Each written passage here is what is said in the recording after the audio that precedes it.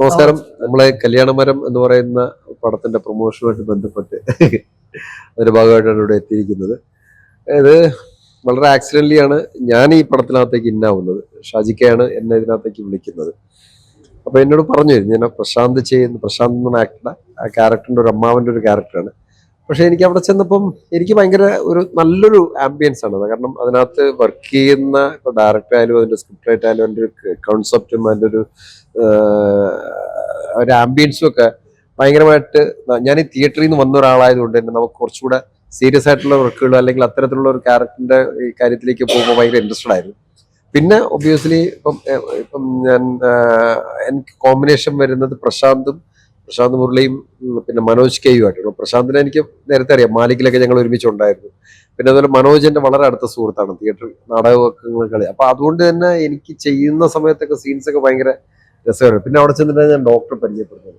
അപ്പൊ അതും വളരെ നല്ലൊരു വാംതായിട്ടുള്ള ഒരു അന്തരീക്ഷം ഉണ്ടായിരുന്നു. അപ്പം മൊത്തത്തിൽ നമുക്ക് എന്താ പറയുന്നത്, നമുക്ക് വളരെ കംഫർട്ടായിട്ടുള്ള ഒരു സ്പേസ് ആയിരുന്നു. അപ്പൊ അതുകൊണ്ട് വളരെ സ്മൂത്ത് ആയിട്ടാണ് എനിക്ക് പേഴ്സണലി എനിക്ക് ഫീൽ ചെയ്തത്. പിന്നെ ബാക്കി ഡോക്ടർ മറ്റുള്ളവരൊക്കെ പറയട്ടെ, എന്താണ് പറയൂ ഡോക്ടറുടെ ഒരു എക്സ്പീരിയൻസ്.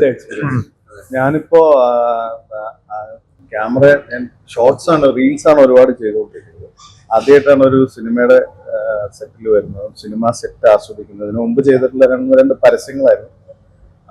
അത് വലിയ സ്കെയിൽ ഓഫ് പരസ്യങ്ങൾ തന്നെയായിരുന്നു, പാർലേജിയുടെ ഒക്കെ. അത് കഴിഞ്ഞിട്ട് ഇപ്പൊ ഒരു ഡയറക്ടറിനെ വിളിക്കാനുണ്ടായത്, ഇങ്ങനെ ഒരു സീനുണ്ട്, ഇങ്ങനെ ഒരു ക്യാരക്ടർ ഉണ്ട്, വരണം, അഭിനയിക്കണം, ഞങ്ങളോട് സഹകരിക്കണം എന്നൊക്കെ പറഞ്ഞു. അപ്പോൾ എൻ്റെ വീടിൻ്റെ അടുത്ത് തന്നെ ആയതുകൊണ്ട് ഞാനത് പോയി അഭിനയിക്കുകയും സഹകരിക്കുകയും ചെയ്തു.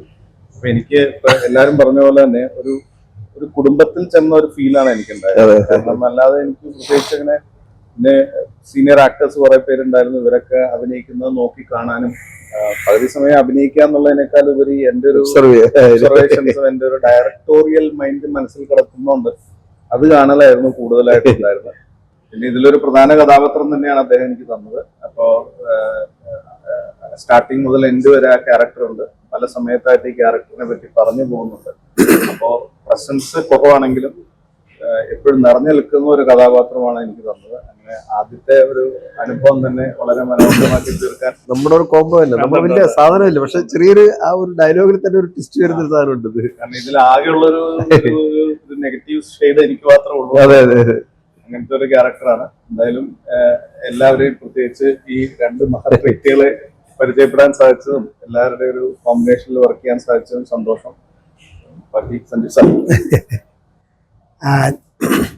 നിർഭാഗ്യവശാൽ ഞങ്ങൾ മൂന്നുപേരുടെ കോമ്പിനേഷൻ ഇതിനകത്ത് വന്നില്ല. ഞാൻ ഇതിലൊരു ഡോക്ടറുടെ വേഷമാണ് ചെയ്യുന്നത്. അത് ഈ പറഞ്ഞ കോമ്പിനേഷൻ മനോജ് കെയും അതുപോലെ ധ്യാനും ദേവനന്ദയും ഒക്കെ ആയിട്ട് 2-3 സീനുകളുണ്ട്. പിന്നെ ഞാൻ ഈ സിനിമയിൽ വരാനിടയായത് നമ്മൾ ഡയറക്ടറുമായിട്ടുള്ള ബന്ധവും പരിചയം വെച്ചിട്ടാണ്. അദ്ദേഹം നേരത്തെ തന്നെ പറഞ്ഞിരുന്നു സിനിമ ചെയ്യുന്നുണ്ടെങ്കിൽ നമുക്കൊരു വേഷമുണ്ട് എന്ന് പറഞ്ഞു. അങ്ങനെയാണ് വന്നത്. പിന്നെ ഈ പറഞ്ഞ പോലെ തന്നെ ഡയറക്ടറെ കുറിച്ച് 2 വാക്ക് പറഞ്ഞു. അദ്ദേഹം വളരെ സിനിമയെക്കുറിച്ച് അല്ലെങ്കിൽ അദ്ദേഹം ചെയ്യാൻ പോകുന്ന പ്രോജക്റ്റിനെ കുറിച്ച് കൃത്യമായിട്ടൊരു ധാരണയും കൃത്യമായ വിഷനും ഉള്ള ആളാണ്. അപ്പോൾ അദ്ദേഹം അത് കൃത്യമായി ബൈഹാർട്ട് ചെയ്ത് സീൻ ബൈ സീൻ വെച്ച് ഈവൻ നമുക്ക് ആ സിറ്റുവേഷൻ പറഞ്ഞു തരുമ്പോൾ നമുക്ക് വളരെ റിയലിസ്റ്റിക് ആയിട്ട് ആ സിനിമയിലെ എൻ്റെ കഥാപാത്രത്തിൻ്റെ പ്രസക്തി എന്താണെന്ന് കൃത്യമായിട്ട് ബോധ്യമാവുകയും നമുക്ക് വളരെ ഈസി ആയിട്ട് അതിന് ആക്സസ് കിട്ടി. അപ്പോൾ നമുക്ക് അത് ചെയ്യാനും വളരെ ഈസി ആയിട്ട് എനിക്ക് തോന്നിച്ചു. മറ്റുള്ള ഡയറക്ടറെ കമ്പയർ ചെയ്യുമ്പോൾ ഞാൻ പറഞ്ഞത്, അപ്പോൾ മറ്റുള്ളവർ മോശമാണെന്ന് പറയാനില്ല, പക്ഷേ പറഞ്ഞു തരുന്ന നമുക്ക് ആ പറഞ്ഞ രീതി വളരെ നമുക്ക് എളുപ്പമാണ്. നമുക്കത് അദ്ദേഹം എന്താണ് ആവശ്യപ്പെടുന്നത്, അദ്ദേഹം എന്താണ് ആഗ്രഹിക്കുന്നത്, നമുക്ക് വളരെ ഈസി ആയിട്ട് നമുക്ക് മനസ്സിലാക്കാൻ പറ്റും. അപ്പോൾ അതുകൊണ്ട് തന്നെ നമുക്കത് പെർഫോം ചെയ്യുമ്പോഴും നമുക്ക് കുറച്ച് വളരെ എളുപ്പമായിട്ട് എനിക്ക് തോന്നി, പ്രത്യേകിച്ച് രാജേഷിനെ കുറിച്ച് പറയുമ്പോൾ. പിന്നെ ഈ ക്രൂ മുഴുവൻ വളരെ വളരെ ഫ്രണ്ട്ലി ആയിട്ട്, നല്ല ഈ പറഞ്ഞ പോലെ ഒരു വലിയ പ്രോജക്റ്റ് ഒന്നും അല്ലാത്തത് കൊണ്ട് തന്നെ, ചെറിയ പടമായതുകൊണ്ട് തന്നെ എല്ലാവരും വളരെ തത്തുല്യമായിട്ടുള്ള തരത്തിൽ പരിഗണന എല്ലാവർക്കും കിട്ടുകയും എല്ലാവരും ആ തരത്തിൽ അങ്ങോട്ടും ഇങ്ങോട്ടും ഒരു കോംബോയിൽ വർക്ക് ചെയ്യുകയും ഒക്കെ ചെയ്തുകൊണ്ട് ഭയങ്കര രസമായിരുന്നു. നാട്ടിൻപുറത്തായിരുന്നു ഷൂട്ടിങ്ങിൻ്റെ കൂടുതൽ ഭാഗം. അതുകൊണ്ട് തന്നെ ആ നാടിൻ്റെ ഒരു ഭംഗി രസവും ഒക്കെ അനുഭവിക്കാൻ കഴിഞ്ഞു. അതുപോലെ തന്നെ ഡോക്ടറെയൊക്കെ നമ്മൾ ഷോർട്സും റീലിലും കാലങ്ങളായിട്ട് കാണുന്ന, ഞങ്ങൾ അടുത്ത പ്രദേശങ്ങളാണെങ്കിലും ഞങ്ങൾ നേരിട്ട് കാണുന്ന ഈ സിനിമയിലൂടെയാണ്. അതുപോലെ ഞങ്ങൾ പരസ്യമൊക്കെ ഒരുമിച്ച് ചെയ്തിട്ടുണ്ട്. സിനിമ ചെയ്യുന്നത് ആദ്യമായിട്ടാണ്.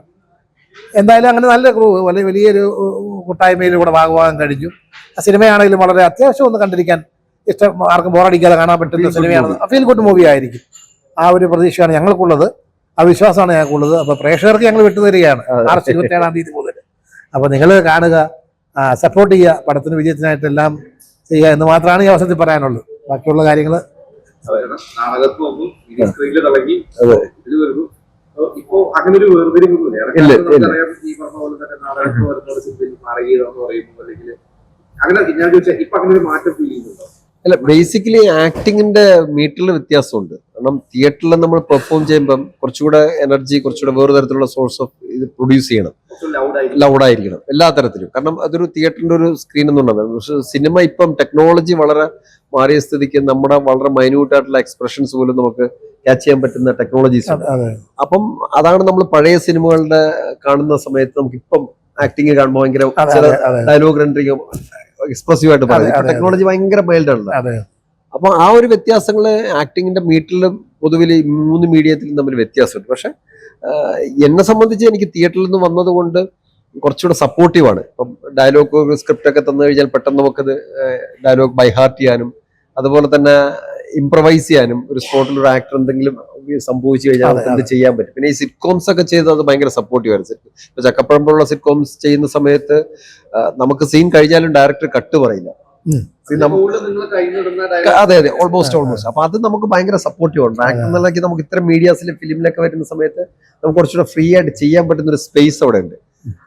അപ്പൊ അങ്ങനെ ഭയങ്കര ഇതായിട്ടാണ് ഇത്. പിന്നെ ഇത് മൂന്നും കമ്പാരിറ്റീവ്ലി മൂന്നും ഒരേ സമയത്ത് ചെയ്തു പോകുന്നത് കൊണ്ട് നമുക്ക് എക്സ്പീരിയൻസ് ഭയങ്കരമാണ്. എത്ര സിനിമകളായിരുന്നു ഇപ്പൊ ഓൾമോസ്റ്റ് ഒരു 10-30 സിനിമകളായിട്ടുണ്ട്. ഞാൻ ചോദിച്ചാൽ ആ ഒരു തുടക്കത്തെ സമയത്ത് ഈ പറയുന്ന ഒരു മീറ്റർ ഉണ്ടല്ലോ, സിനിമയിലേക്ക് വരുമ്പോ ആ മീറ്റർ ഒന്ന് താഴ്ത്താനൊക്കെ അത് അന്ന് കുറച്ച് ബുദ്ധിമുട്ടായിരുന്നു. ഇല്ല, എനിക്ക് തുടക്കത്തില് തിയേറ്ററിൽ നിന്ന് ഫിലിമുകളൊക്കെ ചെയ്യുന്ന സമയത്ത് ഭയങ്കരമായ പ്രശ്നങ്ങളുണ്ടായിരുന്നു. അത് എനിക്ക് തന്നെ പേഴ്സണലി ഫീൽ ചെയ്തു. ഇപ്പൊ ഡബിങ് സ്റ്റുഡിയോയിൽ പോകുന്ന സമയത്തും ഫിലിമിൽ പെർഫോം ചെയ്യുന്ന സമയത്തും അറിയാണ്ട്, കാരണം ഞാൻ 4ാം ക്ലാസ് തൊട്ട് തിയേറ്റർ ചെയ്യുന്ന ഒരാളാണ്. അപ്പൊ തിയേറ്ററിന്റെ ഒരു സാധനങ്ങൾ ഇങ്ങനെ കയറി വരും. പക്ഷെ അത് എനിക്ക് ഏറ്റവും കൂടുതൽ എന്നെ ഒന്ന് റിവീൽ ചെയ്യിപ്പിച്ചത് അല്ലെങ്കിൽ എനിക്കൊരു റിയലൈസേഷൻ ഉണ്ടാക്കി തന്നത് ചക്കപ്പഴം എന്ന് പറയുന്ന സിറ്റ്കോമാണ്. അതെനിക്ക് ശരിക്കും വലിയൊരു പാഠമായിരുന്നു, അവിടുത്തെ ഒരു എക്സ്പീരിയൻസ് എന്ന് പറയുന്നത്. പിന്നെ കുറെ കൂടെയൊക്കെ നമുക്ക് ഇങ്ങനെ ഓരോ വർക്ക് ചെയ്യുമ്പോഴും ഓരോ വർക്കുകൾ കാണുമ്പോഴും മറ്റുള്ള സീനിയർ ആക്ടേഴ്സ് അല്ലെങ്കിൽ മറ്റുള്ള ആളുകളോടൊപ്പം വർക്ക് ചെയ്യുമ്പോഴും അവരെങ്ങനെയാണ് ആ സിറ്റുവേഷൻ ഹാൻഡിൽ ചെയ്യുന്നത്, എങ്ങനെയാണ്, അപ്പൊ അങ്ങനെ ഒരു പഠനം കൂടി നടക്കുന്നുള്ളത്. അത് മാത്രമല്ല, നമ്മൾ നേരത്തെയൊക്കെ പറയും ഈ തിയേറ്ററിൽ നിന്ന് വന്ന ആളുകൾ, ഉദാഹരണം പറഞ്ഞ നമ്മൾ മൂവിയിൽ ഒരു പക്ഷേ എക്കാലത്ത് ഓർമ്മയ്ക്കപ്പെടുമ്പോൾ തിലൻ സാറ് അല്ലെങ്കിൽ നെടുമുടി സാറ് അങ്ങനെ കുറെ ആളുകളുണ്ട്. പക്ഷെ വേറെ അധികം കുറെ ആളുകൾ വന്നിരുന്നു, പക്ഷെ അവർക്ക് പിടിച്ചിരിക്കാൻ പറ്റിയില്ല. കാരണം ഈ പറഞ്ഞ മീറ്ററിന്റെ വേരിയൻസ് കറക്റ്റ് ആയിട്ട് ട്രാക്ക് ചെയ്യാൻ പറ്റില്ല. അത് കുഴപ്പമില്ല. ആ എക്സ്പ്രഷൻസ് സ്വാഭാവികമായിട്ടും ലൈവിൽ കൂടുതൽ വരും. ഇപ്പത്തെ ഈ പറഞ്ഞ 8K ക്യാമറയിലൊക്കെ വളരെ മൈന്യൂട്ട് ആയിട്ടുള്ള, അപ്പൊ അത് അങ്ങനെ അതുപോലെയൊക്കെ ചെയ്യാൻ പറ്റിയെന്നുള്ള വലിയ കാര്യമാണ് തിയേറ്ററിൽ നിന്ന് വരുന്ന ആളുകളെ സംബന്ധിച്ച്. ഇപ്പോഴത്തെ ഒരു ആക്ടിംഗ് സ്റ്റൈൽ തന്നെ മൊത്തം മാറും. അതെ അതെ അതെ, ഇപ്പൊ ജസ്റ്റ് ബിഹേവ് ചെയ്യാം നാച്ചുറൽ ആയിട്ട്. അതെ അതെ അതെ അതെ അതെ അതെ അതെ അതെ തന്നെ. നാടകം പോലെ തന്നെ റീൽസ് എന്നാണ് വന്നത്. ഈ റീൽസ് അല്ല സിനിമ. ആ ഒരു തിരിച്ചറിവും സ്വയം ഒന്ന് വേറൊരു തരത്തിലോട്ട് മാറ്റാനുള്ള ആദ്യത്തെ ഷോട്ട് കഴിഞ്ഞപ്പോ തന്നെ മനസ്സിലായി. നമ്മളെ അരി വറക്കാന്ന് പറയുന്നത്. അപ്പൊ അതില് നെഗറ്റീവ് വേഷം കൂടിയാണ്. നെഗറ്റീവ് വെച്ചാൽ അങ്ങനെ നെഗറ്റീവ് അല്ല, ഒരു ഡാർക്ക് ഷെയ്ഡ്, അങ്ങനത്തെ ഒരു ഇതാണ്. അപ്പൊ എന്താന്ന് വെച്ച് കഴിഞ്ഞാൽ ഇതിപ്പോ ഈ ഡയലോഗ് നമുക്ക് റീൽസിൽ എടുക്കുമ്പോ ഒരാൾ അങ്ങോട്ട് വയ്ക്കണു ഇങ്ങോട്ട് വയ്ക്കണു, ആ സ്പോട്ടിൽ അങ്ങ് പറയുന്നുള്ളൂ. There is no written script. ഇത് സ്ക്രിപ്റ്റ് കാണാപ്പാടം പഠിച്ച് ഈ സ്ക്രിപ്റ്റിൽ വരുന്ന സാധനത്തിനോടൊപ്പം നമ്മുടെ അഭിനയവും കാര്യങ്ങളും എല്ലാം കൂടെ ചേർക്കണം. അപ്പൊ എനിക്കൊരു വലിയ ഷോട്ട് 1.5-1.25 മിനിറ്റിന്റെ ഒരു പ്ലേ തന്നിരുന്നു. ആ പ്ലേയിൽ എനിക്ക് വെള്ളം കുടിച്ചു. പ്രോംപ്റ്റിങ് നമുക്ക് മനസ്സിലായില്ല, കാരണം എനിക്ക് ആർക്കും അനുഭവം, എനിക്ക് ആരും പ്രോംപ്റ്റ് ചെയ്ത് തന്നിട്ടില്ല. അങ്ങനെ ഒരു സാധനം ഞാൻ ചെയ്തിട്ടില്ല. അപ്പൊ ഫസ്റ്റ് എന്റെ ഒരു സീനിൽ തന്നെ എനിക്കൊരു 4 തവണ 5 തവണയായിട്ട് ടേക്ക് എടുക്കേണ്ടി വന്നു. എന്നിട്ടാണ് പിന്നെ ഡയലോഗ് കറക്റ്റ് ആയി വന്നത്. അപ്പൊ അതിന്റെ ഇനി അങ്ങനെ ഒരു സംഭവം എന്റെ ഭാഗത്തുനിന്ന് ഉണ്ടാവില്ല, കാരണം എനിക്കത് അതിന്റെ നാക്ക് മനസ്സിലായി. പ്രോംപ്റ്റിങ് വല്ലാത്തൊരു ഡിസ്റ്റർബൻസ് ആണ് ശരിക്കും. ഈ പറഞ്ഞ പോലെ ഒരു കരിയർ പ്ലാനിങ് എങ്ങനെയാണ് കൊണ്ടുപോകുന്നത്? ഇല്ല, ഞാൻ ആക്ടിങ് തന്നെയാണ് കരിയർ പ്ലാനിങ് ആയിട്ട് നോക്കുന്നത്. അതിപ്പം സിനിമ തന്നെയാണെന്നോ ടെലിവിഷൻ ആണെന്നോ ഒന്നുമില്ല, വർക്ക് ചെയ്തുകൊണ്ടിരിക്കുക എന്നുള്ളതാണ്. അപ്പം നാടകങ്ങൾ ഇപ്പോഴും ചെയ്യുന്നുണ്ട്, ഇപ്പോഴും കളിക്കുന്നുണ്ട്. പുതിയ നാടകങ്ങളെ കുറിച്ചുള്ള ആലോചനകളാണ്. അപ്പൊ ഞാൻ ഏറ്റവും കൂടുതൽ ഫോക്കസ് ചെയ്യുന്നത് തിയേറ്ററിലാണ്. തിയേറ്ററിലെ പുതിയ വർക്കുകൾ ചെയ്യാൻ ഒരുപാട് സാധ്യത, കാരണം സാധ്യത കൂടിക്കൊണ്ടുണ്ട്. തിയേറ്റർ ഓഡിയൻസ് നല്ലോണം ഉണ്ടായിട്ടുണ്ട്. എന്തുകൊണ്ടാണ് ചിന്തിച്ചു നോക്കിയിട്ടുണ്ടോ ഇടക്കാലത്ത് ഈ പറഞ്ഞ അല്ല, ഇടക്കാലത്ത് എന്ന് വെച്ച് കഴിഞ്ഞാൽ ഒരു സമയത്ത് കേരളത്തിന്റെ ഒരു തിയേറ്ററിന്റെ ഒരു ബാക്ക്ഗ്രൗണ്ട് പൊതുവെ എക്സ്പെരിമെന്റൽ ആയിരുന്നു. ഇപ്പം കാവാലം സാറിന്റെ ആയാലും സ്കൂൾ ഓഫ് ഡ്രാമയുടെ ആയാലും ശങ്കരപ്പിള്ള സാറിന്റെ ഒക്കെ ഒരു എക്സ്പെരിമെന്റൽ തിയേറ്റർ ആയപ്പം കോമൺ ഓഡിയൻസ് സംബന്ധിച്ച് ഡൈജസ്റ്റബിൾ ആയിരുന്നില്ല. പക്ഷെ അത് കുറച്ച് കഴിഞ്ഞപ്പോൾ എക്സ്പെരിമെന്റൽ ആണെങ്കിൽ പോലും അത് ഒരു കോമൺ ഓഡിയനെയും കൂടെ അക്സെപ്റ്റ് ചെയ്യുന്ന തരത്തിൽ വിഷ്വൽ സാധ്യതകൾ കൂടെ ഉപയോഗിച്ചുകൊണ്ട് ആ സാധനങ്ങൾ കുറച്ചുകൂടെ എന്താ പറയുക അക്സെപ്റ്റബിൾ ആവുന്ന തരത്തിലേക്ക് തിയേറ്റർ മാറിയിട്ടുണ്ട്. അപ്പൊ അതായിരിക്കാം കുറച്ചുകൂടെ പബ്ലിക്കലി പുതിയ ആൾക്കാർ, ഒരുപാട് ചെറുപ്പക്കാർ തിയേറ്ററിലേക്ക് വരുന്നുണ്ട്. ഇൻഡസ്ട്രിയിൽ വർക്ക് ചെയ്യുന്ന പല ആൾക്കാർ തിയേറ്റർ കാണാൻ വരുന്നുണ്ട്, പെർഫോമൻസ് കാണാൻ വരുന്നുണ്ട്, പ്ലേകൾ ചെയ്യുന്നുണ്ട്. അതൊക്കെ ഭയങ്കരമായിട്ടുള്ള ഒരു പോസിറ്റീവ് ആയിട്ടുള്ള ഒരു ഇതായിട്ട് തോന്നിയിട്ടുണ്ട്. കല്യാണം സതീഷ് സതീഷ്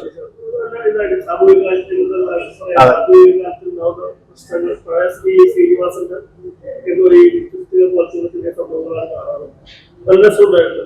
അപ്പൊ ഈ പുതിയ സിനിമയിലേക്ക് വരുമ്പോ ചില സമയത്ത് നമ്മൾ ഇത് സ്വന്തം ഇഷ്ടപ്രകാരം ചെയ്യുന്ന ആളുകളാണ്, സ്ത്രീകമായിട്ട് ചെയ്യുന്നതാണ്. അതിന് എന്തൊക്കെ വേണം എന്തൊക്കെ വേണ്ട സിനിമയിലേക്ക് വരുമ്പോൾ ചില ബുദ്ധിമുട്ടിച്ചു എന്ന് പറയുന്നത്, ചില എടുക്കേണ്ടി വന്നു പറയുന്നത് വേറെ ആളുടെ കയ്യിൽ വർക്ക് ചെയ്യുമ്പോഴാണോ അതോ അതിലൊരു ബുദ്ധിമുട്ടുണ്ടോ?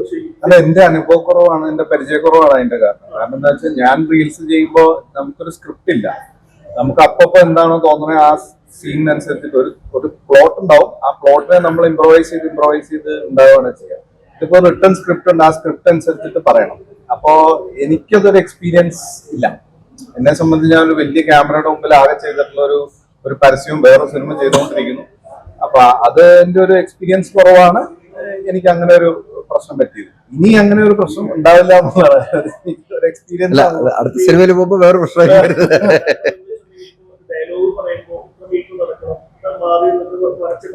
അതൊക്കെ എനിക്ക് ആദ്യത്തെ എക്സ്പീരിയൻസ്. അതൊന്നും ഭയങ്കര വ്യത്യാസമുണ്ട്. Taking A reel is absolutely entirely different from taking A movie. അതാ മൂവിയുടെ ഒരു സ്റ്റാൻഡേർഡ് അതിനുണ്ടല്ലോ. അതാണ് നമ്മൾ ചെയ്യുമ്പോ എങ്ങനെ വേണമെങ്കിലും ക്യാമറ വെക്കാൻ മൊബൈലല്ലേ ഉള്ളൂ. ഞാൻ ഈ ദേവനന്ദ എന്ന് പറഞ്ഞ കുട്ടിയുടെ കൊച്ചച്ഛനാണ്, അച്ഛന്റെ അനിയനാണ്. അപ്പൊ ആ കുടുംബത്തിൽ അത്യാവശ്യം പ്രോബ്ലം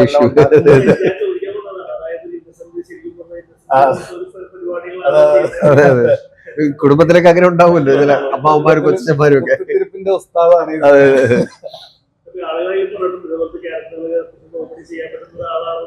അങ്ങനെയാണ് എന്നെ സെലക്ട് ചെയ്തത്. കൂടാതെ ഡോക്ടർക്ക് ഒരു പഴയകാല ഇന്നസെന്റിന്റെ ലുക്ക് തോന്നിക്കുന്നുണ്ടോ? ഇല്ല, അങ്ങനെ തോന്നുന്നുണ്ടോ? എനിക്ക് തോന്നിയിട്ടുണ്ട്. അതെ അതെ അതെ അതെ. എന്നോട് ഡയറക്ടർ എന്നെ വിളിച്ച പറഞ്ഞത് നമ്മുടെ മിഥുനം സിനിമയിലെ ഇന്നസെന്റ് നിപ്പാണ് നമുക്ക് വേണ്ടത്. മറ്റേ ISI മാർക്ക്.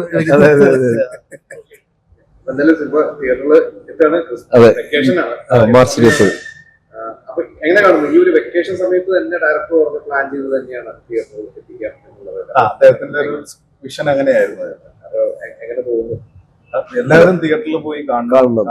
ഒരു ഫീൽ ഗുഡ് മൂവിയാണത്. വളരെ ഒരു കൊച്ചു സിനിമയാണ്, അതേസമയം നമുക്ക് പോയാൽ നഷ്ടമില്ലാത്ത രീതിയിൽ തിരിച്ചു വരാൻ പറ്റുന്ന ഒരു നല്ലൊരു സിനിമയാണ്. ഒരു കാലഘട്ടത്തിന്റെ ആവശ്യം കൂടെയാണ് ഇങ്ങനത്തെ ഒരു സിനിമ പൊങ്ങി വരിക എന്നുള്ളത്. ആ പേരിൽ ഒളിച്ചിരിക്കുന്ന ആ ഒരു കൗതുകം പോലെ തന്നെ സിനിമയിലും ആ ഒരു ഭംഗിയും കൗതുകവും ഉണ്ട് എന്നാണ്. കല്യാണമരം എന്ന് പറഞ്ഞാൽ നമ്മൾ യൂഷ്വലി കൺവെൻഷനായിട്ട് കേൾക്കുന്ന ഒരു പേരല്ല. ആ പേര് പോലെ തന്നെ ചെറിയ കൗതുകങ്ങളൊക്കെ ആ സിനിമയിലുണ്ട്. അത് മടുപ്പില്ലാതെ കാണാൻ പറ്റുന്ന വൺ ടൈം വാച്ചബിൾ ആയിട്ടുള്ള ഒരു ഫീൽ ഗുഡ് മൂവിയാണ്. എല്ലാ പ്രേക്ഷകരും കാണണം, പടത്തെ വിജയിപ്പിക്കണം. ചെറിയ പടങ്ങൾക്കും വിജയിക്കാനുള്ള അവസരം ഒരുക്കണമെന്ന് മാത്രമാണ് ഞങ്ങൾ ഈ അവസരത്തിൽ പറയാൻ ആഗ്രഹിക്കുന്നത്. കൂടാതെ അല്ല, ഇത് പറഞ്ഞതുപോലെ തന്നെയാണ്. കാരണം ഇതൊരു ചെറിയ സിനിമയാണെങ്കിൽ പോലും ഇതിനകത്ത് പറയുന്ന ഒരു കഥയും ഇതിന്റെ ഒരു അന്തരീക്ഷവും ഒക്കെ നമുക്ക് ഭയങ്കരമായിട്ടൊരു കംഫർട്ട് ഉണ്ടാക്കി തരുന്ന ഒരു സുഖം തരുന്ന ഒരു മൂവിയാണ്. മൊത്തത്തിൽ നമ്മൾ സാധാരണ പല സിനിമകളും ഒക്കെ നമ്മൾ പറയുമ്പോൾ നമ്മൾ തിയേറ്ററിൽ പോയി കാണുമ്പോൾ ഇത്രയും ശേഷമാണ് ഇങ്ങനെ ഒരു നല്ല അതെ അതെ സിനിമ, ഒരു സോഷ്യൽ റെലവൻസ് ഉള്ള ഒരു സിനിമ. കഥയും അതിന്റെ ഒരു മേക്കിങ്ങും ആർട്ടിസ്റ്റുകളുടെ ഒരു കോമ്പോസിഷൻസും ഒക്കെ നല്ലൊരു മൂവിയാണ്. നിങ്ങൾക്ക് ഒരിക്കലും അതുകൊണ്ടൊരു നഷ്ടങ്ങളൊന്നും ഉണ്ടാവില്ല. തീർച്ചയായിട്ടും നിങ്ങൾ ഇതിനെ സപ്പോർട്ട് ചെയ്യണം. ഫാമിലി ആയിട്ട് പോയിട്ട്, വെക്കേഷൻ സമയമാണ്, ഫാമിലി ആയിട്ട് തന്നെ പോയിട്ട് തിയേറ്ററിൽ തന്നെ ഈ സിനിമ കാണണം. Okay, thank you.